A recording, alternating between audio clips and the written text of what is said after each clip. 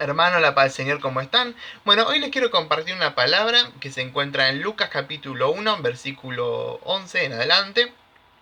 Esta palabra habla sobre Zacarías. Era un sacerdote que recibió un mensaje en parte del ángel de Dios, diciéndole que iba a tener el hijo que él tanto esperaba. Y bueno, él al momento de recibir este mensaje le pidió una señal en confirmación a ese mensaje que le estaba dando uno de los ángeles más importantes de Dios. Eh, entonces acá me gustaría, para poder ver cómo nosotros reaccionamos muchas veces a los mensajes que Dios nos envía y cómo Dios reacciona al momento en que le pedimos una señal de confirmación. Entonces dice su palabra, lo leeremos bajo la sangre de Jesús: y se le apareció un ángel del Señor puesto en pie a la derecha del altar del incienso. Y se turbó Zacarías al verle y le sobrecogió temor. Pero el ángel dijo: Zacarías, no temas, porque tu oración ha sido oída, y tu mujer Elizabeth te dará a luz un hijo y llamará su nombre Juan. Y tendrás gozo y alegría, y muchos se regocijarán de su nacimiento.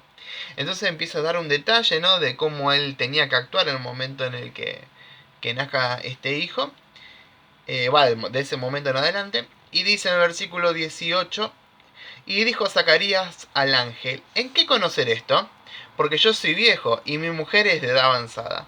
Respondiendo el ángel dijo: yo soy Gabriel, que estoy delante de Dios, y he sido enviado a hablarte y darte estas buenas nuevas. Y ahora quedarás mudo y no podrás hablar hasta el día en que esto se haga, por cuanto no creíste a mis palabras, las cuales se cumplirán a su tiempo. Entonces acá podemos ver, hermanos, a Zacarías, que era un sacerdote del linaje de Aarón, que estaba constantemente delante de lo que uno supone la presencia de Dios en el templo, dando ofrendas, sacrificios a Dios, de mañana y de tarde.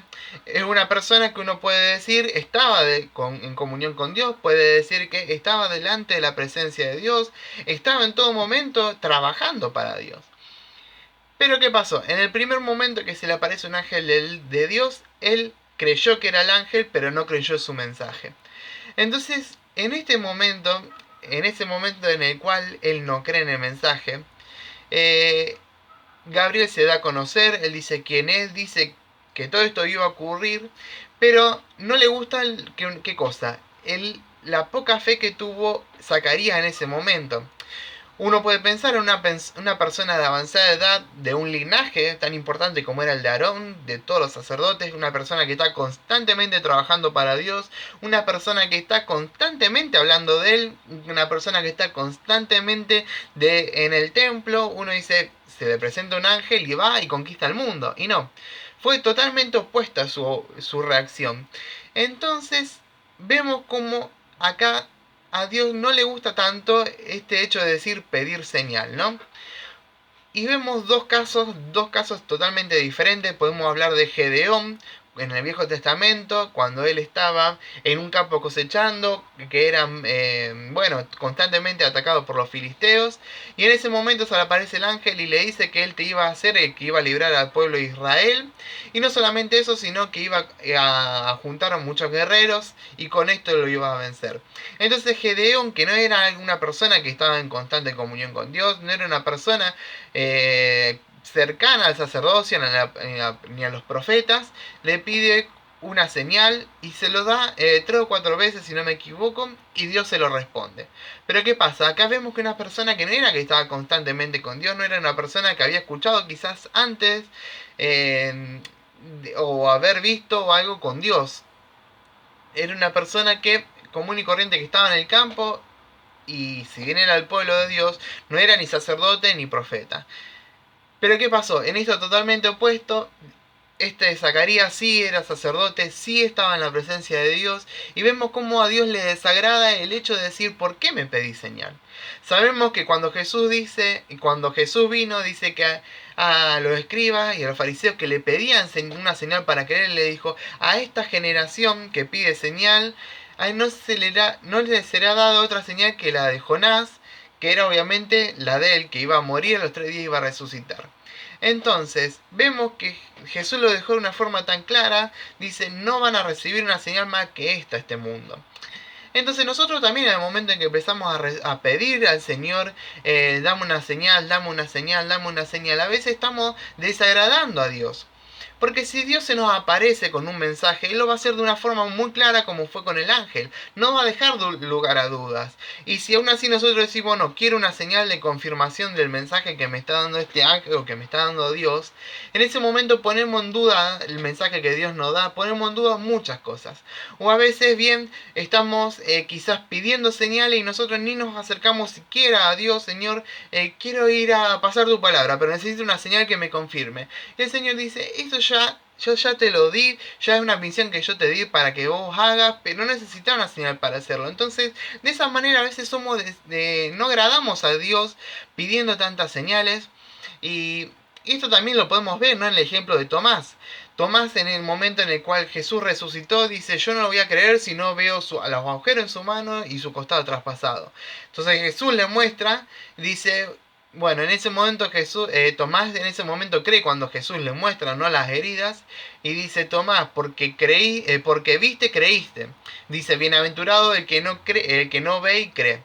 Entonces quizás si nos ponemos a pensar, ¿no?, a pensar un poco, si Tomás hasta el día de hoy no hubiera visto esas señales, quizás nunca hubiera creído.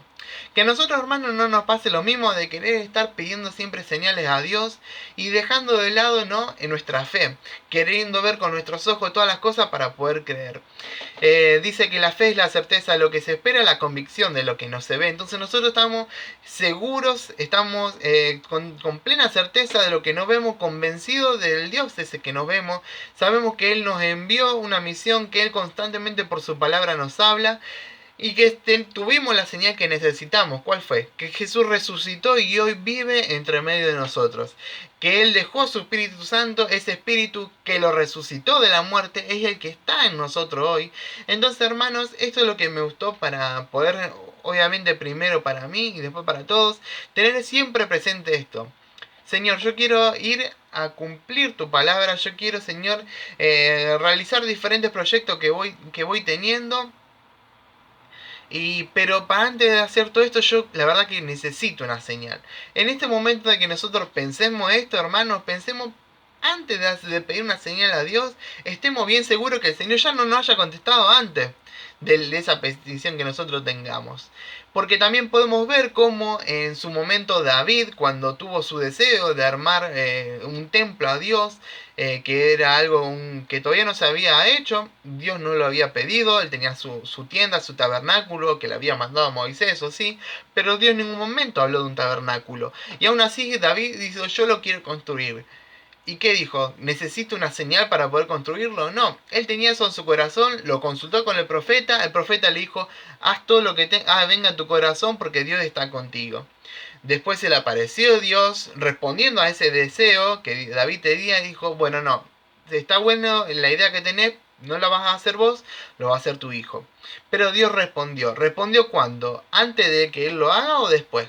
En el momento en que David se propuso para hacerlo, Dios apareció y lo fue guiando. No es que le dijo que no, lo fue guiando en cómo tenía que hacerlo. Entonces, hermanos, de nosotros, de la misma manera, siempre tratemos de trabajar para Dios, sabiendo que su palabra es nuestra guía constantemente, que su Espíritu Santo, cuando estamos en comunión con Él, nos va a guiar constantemente. Entonces, hermanos, me gustaría hacer una oración. Señor, en este momento te pedimos, Padre, para que estés guiándonos en cada cosa que emprendamos, Señor, sabiendo que son tiempos en los cuales tenemos que renovarnos constantemente, tiempos de pandemia, momentos en los cuales no estamos en nuestra normalidad. Señor, te pedimos para que en todo momento nos guíes, sabiendo que tu palabra aún así corre, Señor, sabiendo que tu palabra es viva, Señor. Te pedimos, Padre, para que nos estés dando entendimiento, para que no nos estanquemos, Señor, sino que en cada momento busquemos, Señor, de poder pasar tu palabra, de no quedarnos, Señor, que en todo momento, Señor, creamos, Señor, firmemente con la fe, Señor, con esa certeza, con esa convicción que necesitamos para poder seguir en este camino, Señor, sabiendo que tu Espíritu Santo nos guía, Señor, sabiendo, Señor, que tu Hijo Jesús, Señor, ya ganó la victoria, Señor, y nos dio victoria a nosotros, Señor, en cada aspecto de nuestras vidas, Señor. Por eso te damos gracias, Señor, y te agradecemos, Señor, porque en nuestro nombre, Señor, está escrito en el libro de la vida, Señor. Te agradecemos por todo esto, Señor, y todo te lo pedimos y te damos gracias en el nombre de Jesús, Señor. Y hermano, espero que, bueno, estas palabras le haya gustado. La paz del Señor.